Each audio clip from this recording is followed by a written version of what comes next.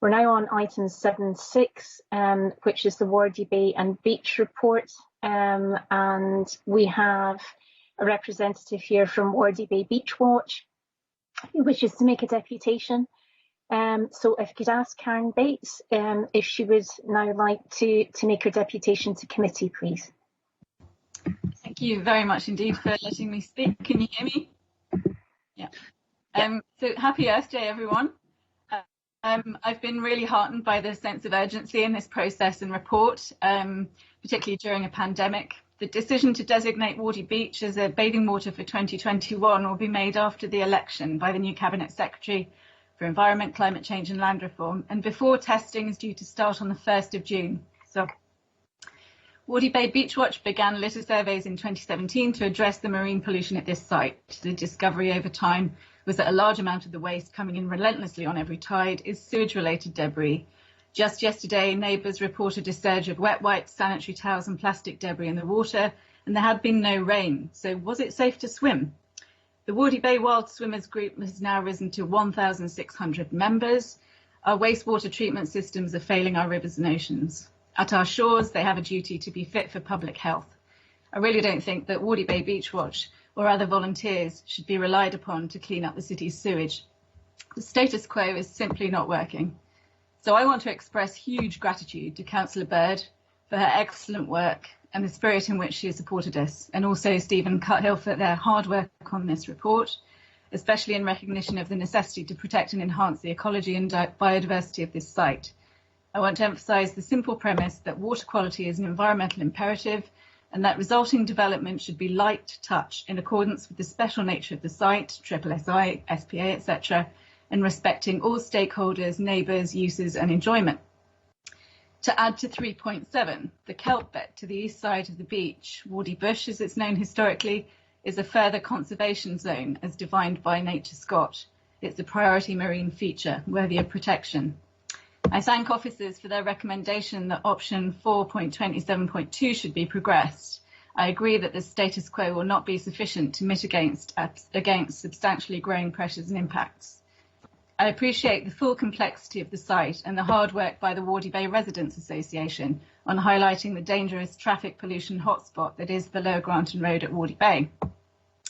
The figure of approximately 150 people per day in item 3.2 is a significant underestimate for busy days, even out with bathing season, and could increase even beyond the pandemic. I welcome the attention given to sewage-related debris at the site, 30% on average on Marine Conservation Society Beach Watch surveys, and appeal for improved investment in Scottish Water and SEPA services to ensure licences are made fit for today's pressures.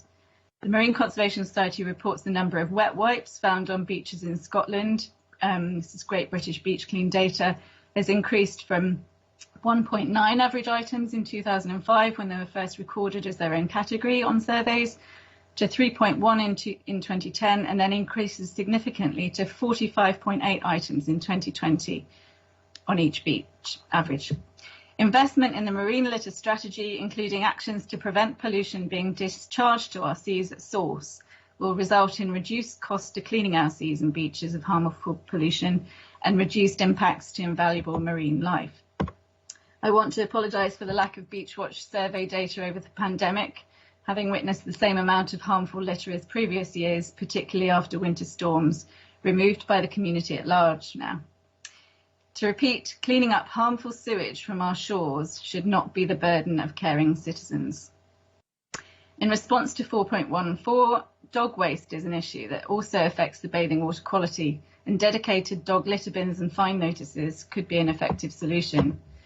I recommend that bathing water testing should extend beyond the spring and summer when weather events are more likely to produce harmful contaminants in the water. How does anybody know today what they're swimming in and who would tell them? Important in the report is the value and importance of working together.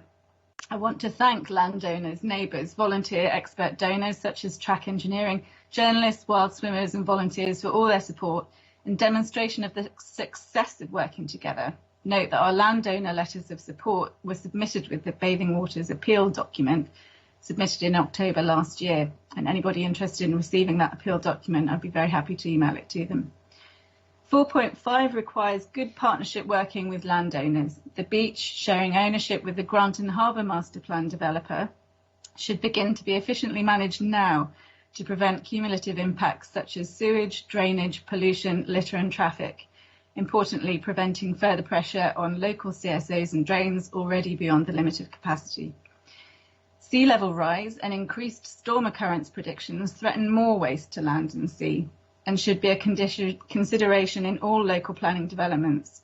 CSOs in the region are already beyond capacity, and sustainable drainage systems, at the very least, must be a requirement, not a recommendation, of all new housing developments to prevent more harmful waste to sea and shore. So without further ado, thank you again for this tremendous progress. Wholehearted, sincere gratitude for all this work that's been done. I commend it, and I really look forward to seeing the outcomes. Thanks everyone for listening. Thank you very much indeed, Karen. That's a very positive contribution and I appreciate it. It's a very interesting topic. I'm going to throw this open now to elected members. Who would like to come in on this? Councillor Bird, please, followed by Councillor Corbett. Thank you. Thank you, convener, and thank you, Councillor Corbett, for giving way to me. That's kind, and thank you very much, Karen, for coming along, and again for your work on this. You've been doing a power of work on this with the community and with volunteers for a very long time. So this is great progress. I agree with you. This paper. I suppose, can I just ask you? You've spoken a little bit about the light touch approach and how I think. What kind of came across in the motion and in discussions with community is that they don't want that kind of overdevelopment. There has to be that balance to strike, and this is really an issue of both the ecological and the kind of human health of the local area. So I just wonder if you could tease out a little bit more the importance of striking that balance that I think has been recognised in the paper between overdevelopment and improving the beach. Thanks. Yeah, absolutely. I do think that it has. I was delighted to read it. So at this site, we've a web of uses and a web of different resident stakeholders and so on. So not one of those elements should be tipping the balance of this place if we consider it as an ecosystem. And looking at the ecosystem services benefits, as the council will know the jargon, there is a tremendous amount of potential for this site. I, for one, would really like to not concentrate on litter and sewage anymore. I'd like to concentrate on the biodiversity on our shoreline and monitor that for the vision of an enhanced ocean where we can look at species regenerating. Imagine if the Granton oyster beds were even restored, which would then further enhance water quality in the area.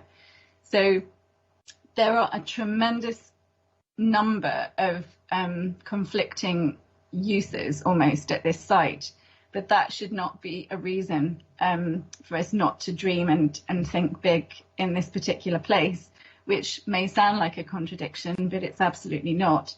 The proximity of the neighbours to this site, the huge traffic difficulties that come on that extreme pinch point along Lower Granton Road.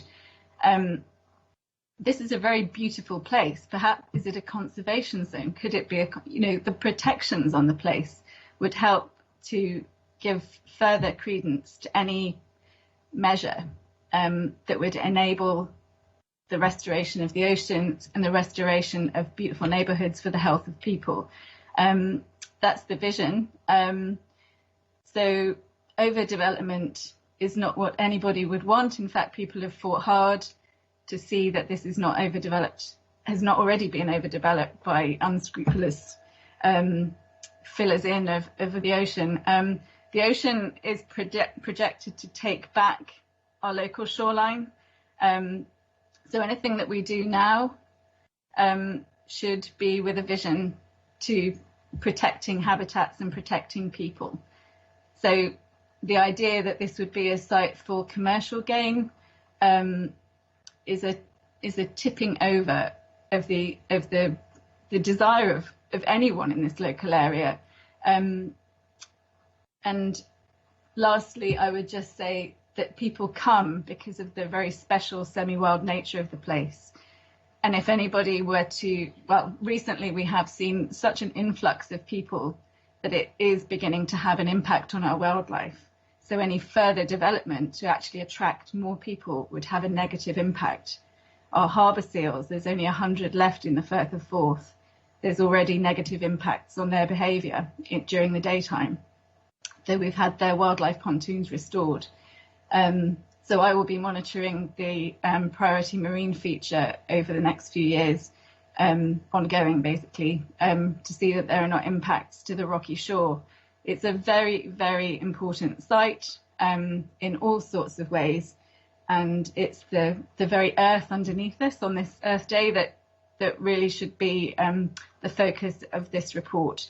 And light touch includes enforcing speed limits, protecting people from the damage done by the excesses. So sorry for rambling on, but really it's just that balance that needs to be protected. And this is an emblem of that in a gem of a place on our beautiful Edinburgh shoreline. Thanks, Karen. Thank you. Councillor Corbett. Thanks, Convener, and thanks, Karen, for the deputation for all the work.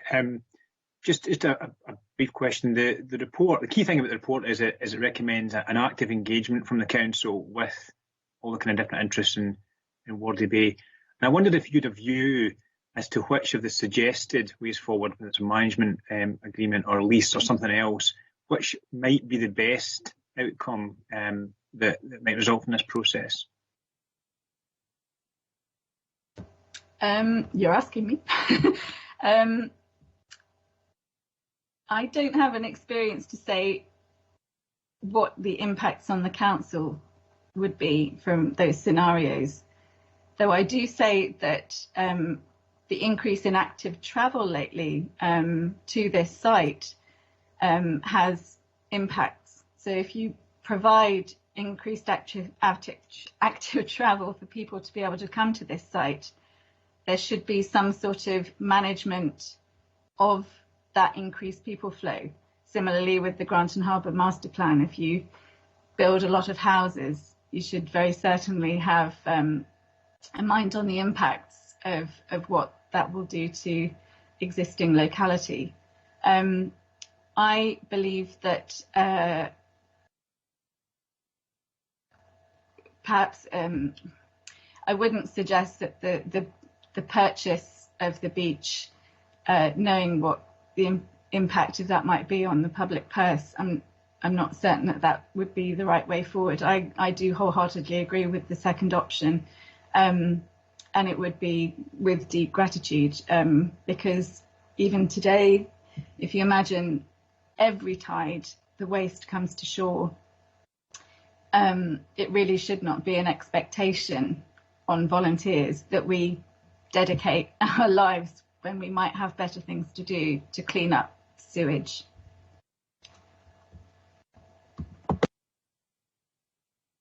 Thank you. Councillor Lang, thank you.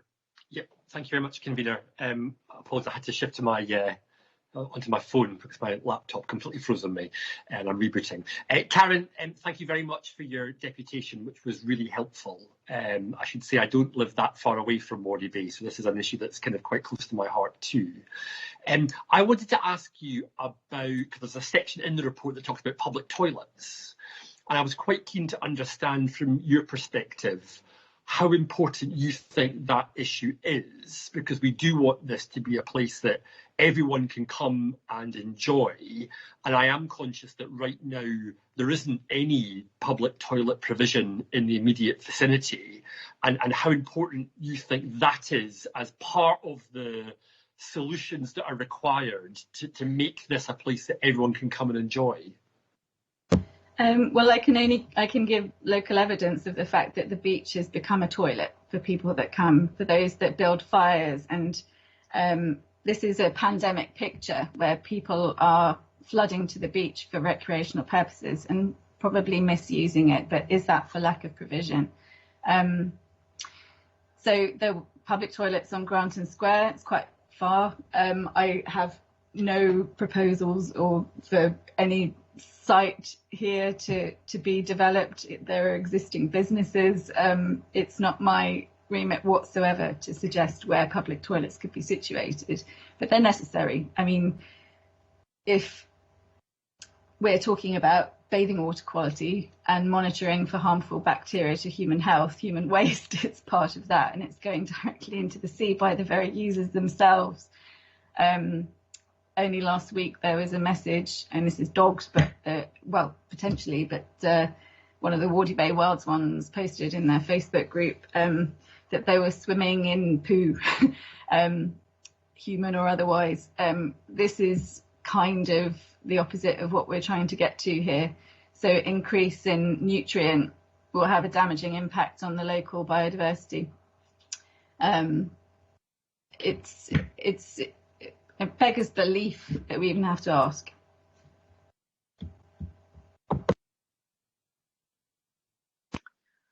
Thank you. I think we've come to the end of the questions for yourself, Karen, but can I just say thank you very much. I mean, I think this is one of those reports that comes into our committee, and it reminds us that we need to kind of lift our eyes from what are essentially, problems of urban living and stretch our category a little bit to look at this kind of project and to remind ourselves how important the shoreline, in all the ways that you described, is to us here in this city. And it's a very positive, I think, first step.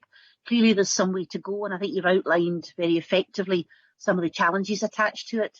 But I am pleased to see this come forward. I'm going to shift now to ask the officers to introduce this report. Then we'll have elected members' questions to officers on it, and then we'll come to a conclusion as a committee. So thank you. Which officer is going to be introduced? Is Stephen with us? Yes, hello. convener, I am. Yes, so thank you, convener, committee, and Karen as well for her deputation.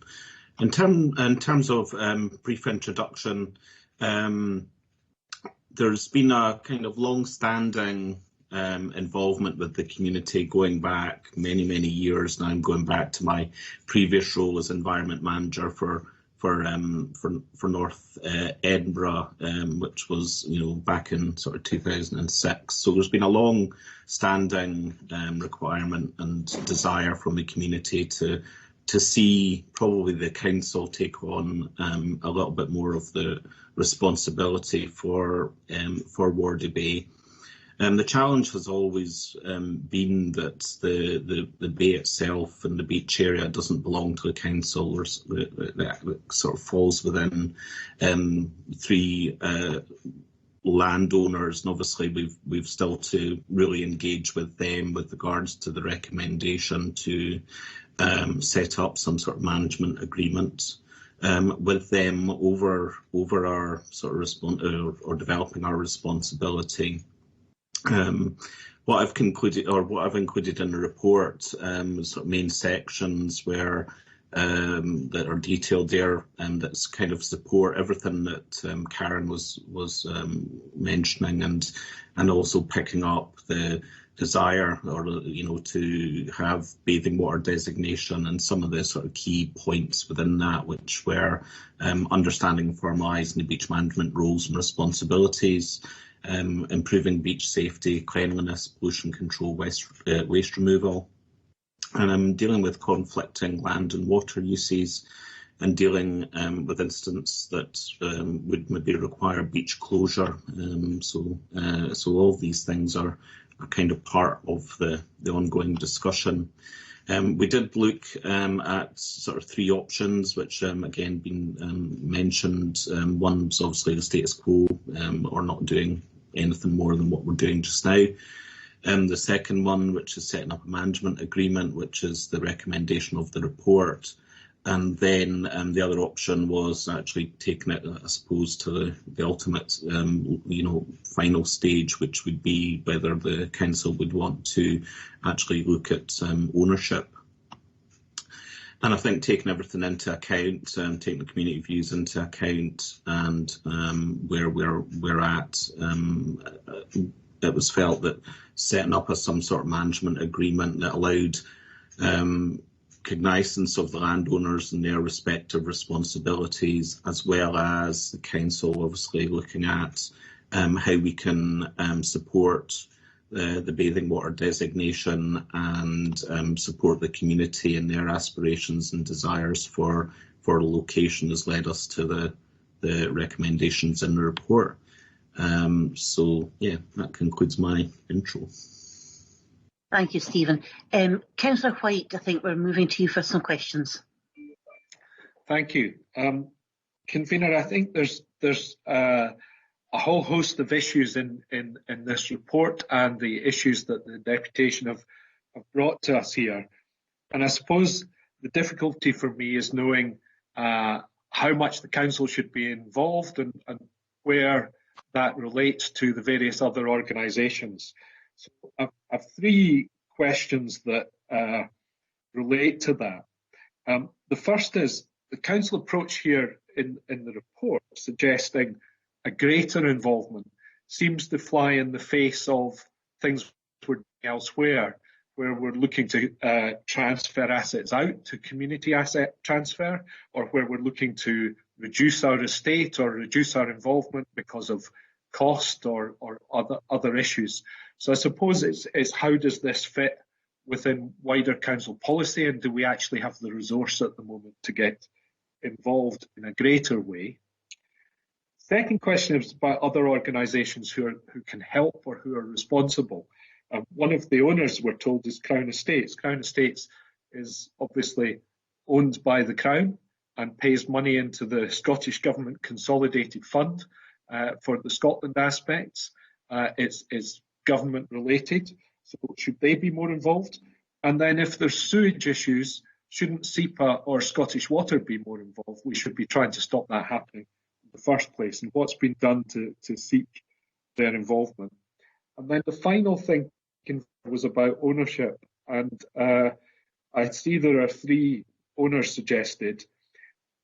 Someone through Councillor Jim Campbell, who's one of the local councillors, a resident has come to him and suggested, having read the report, that Granton West Harbour Limited, there's some doubt over them, and I don't know anything about them, but apparently there isn't, past or present, a registered name of Granton West Harbour Limited on Companies House. So what do we know about them, and what relationship, do we have a good relationship with these organisations in order that we might take things forward? Okay, I think this is slightly unusual, but we're going to have a contribution now from Karen back in, even though we've moved beyond the deputation side, because apparently she's able to clarify some issues around ownership. I am conscious that, having already spoken about this point to Paul Lawrence, it's clear that we would want to get some further input back into the committee, and he would follow that up too in a written format to the committee members if there is any doubt about that. I also received that email in the wee small hours of this morning, and we clearly haven't had time to respond to that between now and then. So, Karen, can I introduce you? Can I ask you to make your point, please? Thank you. Yes, thank you. I regret not putting this in the deputation, actually. Granton Central Developments Limited is the name of the beach owner. So I can send you a copy of the plan as I've segmented with title deeds. There is no title deed on the central patch, which is owned by managed by Cllr Estates. They gave me the name of one of their assets, Granton Assets Limited, as the company that they are currently putting on that patch of unregistered land. To the right of that, you've got Crown Estates Scotland, who have a section of the rocky shore, which is not really the beach that we're talking about. And then Granton Central Developments Limited, which on the title deed is currently Granton West Harbour Road Limited. If you even look up Granton Central Developments Limited at the moment, you'll be hard pressed to understand the company structure. It's a little bit opaque, which should be subject for another committee. But they have been the representative for Granton Central Developments Limited, has been extremely forthcoming and helpful. That's Gary Freckleton of PIP Asset Management. He's the client representative for Granton Central Developments Limited. They own the Eastern Breakwater, they own a corner of the beach, they own a section of the land seaside of Granton Harbour, and on every approach they've been extremely helpful. If I can, Convener, that's good to hear. I think Mr. Lawrence's view about our relationship with what's a different company to that listed in the report, Granton Central Developments Limited, might be quite helpful and insightful, because I know that's not always been a smooth one, perhaps. Yes, I was about to come to ask Paul, as I'd mentioned earlier on. Thank you, Karen, for that information. That's very helpful, and it'll be useful as a basis for us to go forward and get some more information coming back into the committee. Paul, over to you, please. Yeah, perhaps just two things, Convener, if I can. First of all, it's generally custom and practice, I think, for us perhaps not to get into too much detail on individual ownership and ownership-related issues in open committee in this way. I think what officers are looking for is clearly an approval by members as to the broad strategy he wishes to adopt, and then we'd go off and investigate some of these issues and bring a report back. And if some of that has to be B agenda, as it may relate to commercial transactions or otherwise, then we do so. As Councillor White says, we have a number of ongoing relationships, actually, I think with all the parties involved, not just Granton Central Developments, but the Cllr as well, and of course the Crown Estate. So we would take those discussions forward depending on the outcome of members' views of the report. Just to Councillor White's first point, substantive question, which is a very good one. Excuse me, colleague, Convener, I have someone at my door and I have to go and get it. Gareth, could you possibly pick up from me? I just wanted to talk about that issue about taking on new assets. I do apologise, Convener. It's not a problem. Gareth. Using my telepathic connection, Councillor, I will try and continue the theme of thinking of the director. Us Yorkshire folk have got this skill, so I'll give it a crack. So I think Councillor White makes a valid point. To be fair, generally we're not wanting to add to certainly the building asset base of the council, and then the asset management strategy talks about a lot of work that's gone on. I don't know, we've seen various buildings work, particularly on community asset transfer. My own view in this particular case is that the council, as we do in wider open space, I could list you a few parks in the city, for example, that we lease from landowners. They may look like council parks, but over many years, we've leased them from different estates. So I think in this case, given the complexities of marine environment and effectively trying to manage this as Karen said, a very sensitive open space, akin to some of our countryside sites, that I do think there is a role that we have to play just because the crossover into different elements of stewardship. That said, I think certainly having an overarching management lease is the aim. If there were a community group that came forward and said, actually, no, we're constituted and insured, and actually we wish to take that forward, then that's certainly something I wouldn't rule out. But I think the ethos we're trying to get across with this arrangement is that there is a single coordinated view of Wardie Bay. So I would just actually say to Councillor White, I think that's a valid point, and if we can deliver that outcome through a different vehicle, then we'll try and do that. Thanks, Gareth. Although I will make one comment. If we're going to move committee meetings to telepathy, I think it might cut across our desire to be transparent with public. As I mentioned, I saw that email coming in that was raising that particular question around ownership. I'm in agreement with Paul on this one. I don't believe it undermines our ability to make a decision on the thrust of this report.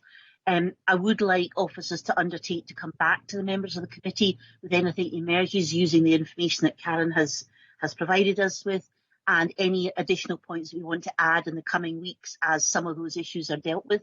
But I don't believe it's an issue attached to decision making today. Is there anybody who specifically has an issue with that? Convener, I don't have an issue with that, and that's very helpful, and I think it would be really useful to ensure we have an accurate report on this in whatever format that comes. But I did have a third question there, which Mr. Barwell has gone part way towards, but it's more about what other organisations we could get to help with this issue. Because if there's raw sewage in the Forth, that strikes me as being an issue for SEPA. and an issue for Scottish Water, who must be discharging it or allowing it to be discharged somewhere. And can we seek their input too to help deal with this issue at source, so that the gradual clean-up becomes accelerated?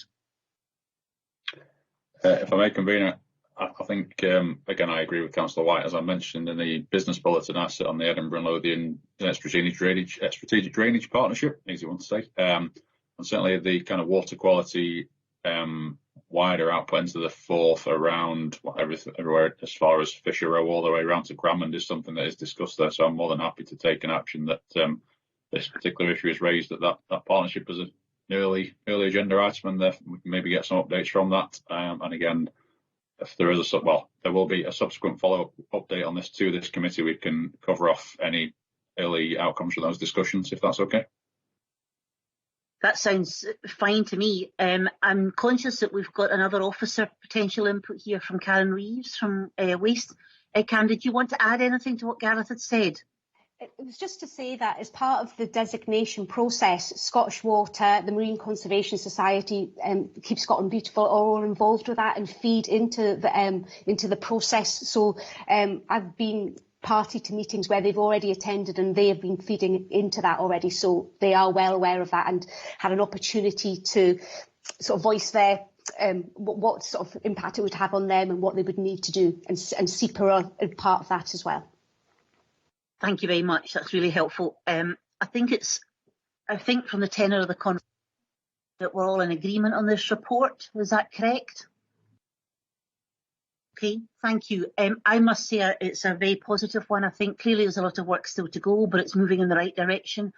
It's great to hear the degree of welcome to it from Wardie Bay Beach Watch, and all the volunteer work that goes into there should be recognised as part of this process. And I think it's something that we see across the city in various different locations, and that volunteer approach reaps enormous dividends, I think, for the city, for the work with the council and for the groups themselves. So having kind of rounded that off, I'll invite Councillor Bird to come back in with a final comment on it. Thank you, Councillor McInnes. Apologies. Yeah, I just kind of wanted to ask a question. I'm very grateful to Stephen, as Karen's already said, for this report. I think a pile of work's gone into it, and I'm really kind of pleased that, how much we do seem to have progressed and in quite a short space of time. I was down at the beach just a couple of weeks ago with Karen to have a little walkabout, and it was incredibly busy. That it's just kind of constantly visited now, I think, and so it's great that we're moving at pace. I wanted to ask specifically, obviously Baring water status will be decided elsewhere, but on the Granton waterfront and the sort of development that's happening there, obviously that's also kind of ramping up now. And I kind of just wanted to get an assurance. I'm not sure if there's an officer on the call who can kind of give us an assurance that Wardie Bay will be seen as part of that. Obviously, it's part of our waterfront, it's part of our shoreline, but it will be seen as part of that Granton waterfront regeneration. Obviously, Lower Granton Road now is being, and I know local officers who are working on the regeneration are considering Wardie, but obviously, there could be an impact given the regeneration that's happening there, and obviously don't want there to be any kind of detrimental impact on Wardie Bay. So just whilst we're enhancing the the environment down there further to the west, just to make sure that it's not going to negatively impact Wardie Bay in that way. I can hopefully, I can certainly answer that as much as I know, Councillor Bird, that certainly through our development processes we would make sure through the regulatory processes that we don't detrimentally impact on on what we're achieving at Wardie Bay. I know this committee in the past has had a report on the shoreline approach, and clearly that this Wardie Bay has to play a role in that. And I'd also expect that one of the key documents that's coming forward is the open space strategy refresh, and certainly I've been working with planning colleagues to make sure that our it's not just green space that should form part of our open space strategy, it's effectively civic space and our beaches. So as well, I think within those kind of three key streams, areas like Wardie Bay and others have to be protected and have to be built into that wider strategic overview, because to many people this beach is akin to their local park. Open space has it's got a lot of different things to a lot of different people. So I think I'm confident that we can have that protection and strategic direction in place. Great, thank you. Could I just very briefly come in, convener, specifically on the Lib Dem amendment to ask a question?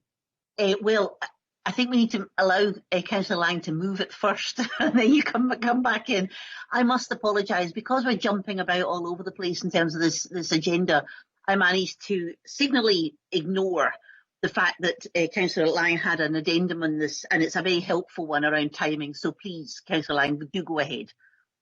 Yeah, thanks very much, Convener. Yeah, and it was intended to be helpful, really, because I think it's terrific that we've got some momentum and a lot of enthusiasm for moving all of this forward.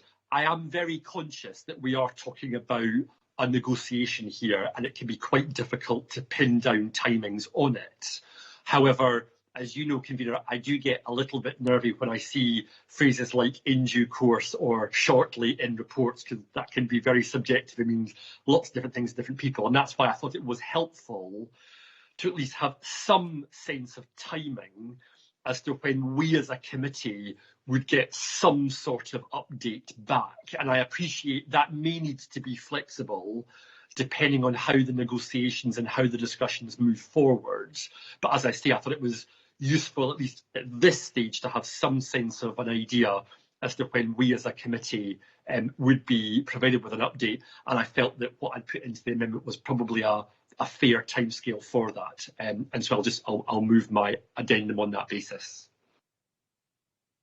Thank you very much. And as a seconder, perhaps Councillor Bird?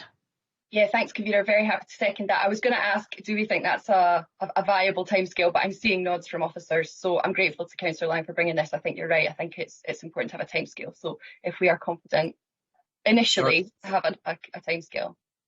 Sorry, Convener, can I just add very, very briefly, just for information, that I think officers can work to that timetable. The only thing to add would be, depending on the outcome of those negotiations, obviously a report may well have to go to other committees as well as this one, and we'll keep that under review.